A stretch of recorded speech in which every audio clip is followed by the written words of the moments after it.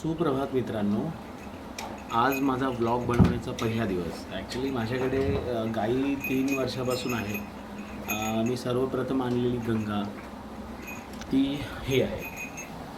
अ, गंगा पहिल्या वर्षी मी आणली होती. ती 6 महिन्याची गाभण होती आणि तिला जवळजवळ मी इथे आणल्यानंतर ती खाली झाली आणि मी परत तिला दुसऱ्यांदा भरली आणि तिला एक छानशी गाय झाली. तिचं नाव आम्ही ठेवलं कस्तुरी आणि कस्तुरी तुम्हाला थोड्या वेळात दाखवेलच.